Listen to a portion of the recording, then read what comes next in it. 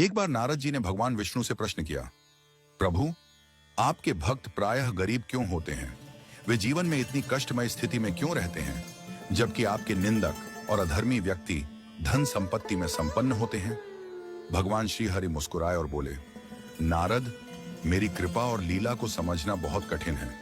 इसे समझने के लिए तुम्हें मेरे साथ पृथ्वी पर चलना होगा। इतना कहकर भगवान श्री हरि और नारद मुनि साधु वेश में पृथ्वी पर आए।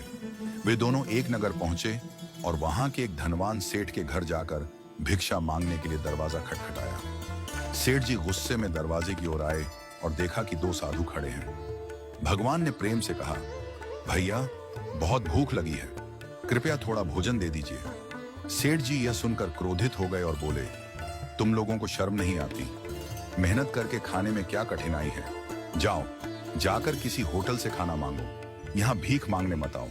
सेठ का यह व्यवहार देखकर नारद जी को बहुत दुख हुआ।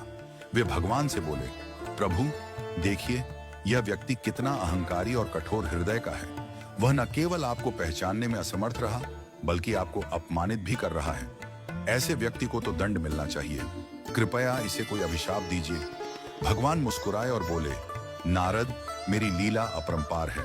देखो, मैं इसे अभिशाप नहीं बल्कि आशीर्वाद देता हूँ। यह कहकर भगवान ने सेठ को और अधिक धन संपत्ति बढ़ाने का वरदान दे दिया। नारद जी यह देखकर चकित रह गए। उन्होंने सोचा कि जो व्यक्ति भगवान की निंदा कर रहा था, उसे तो और अधिक धन का वरदान मिल गया, लेकिन आगे जो हुआ वह और भी रहस्यमय था।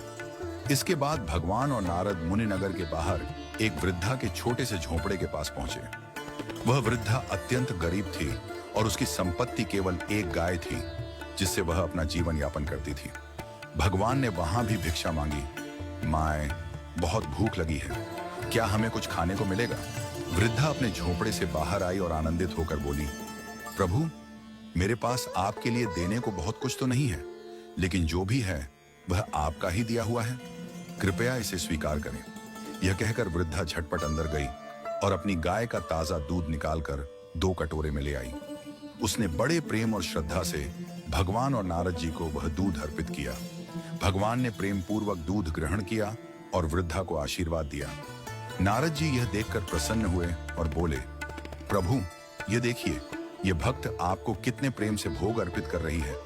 इसने अपने पास जो भी था वह सब कुछ आपको समर्पित कर दिया। कृपया इसे कोई बड़ा वरदान दीजिए जिससे इसका जीवन सुखी हो जाए। भगवान ने थोड़ी देर सोचा और वृद्धा की गाय को मरने का अभिशाप दे दिया। यह सुनकर नारद जी अत्यंत व्याकुल हो गए। उन्होंने कहा, प्रभु, यह आपने क्या किया? यह तो आपकी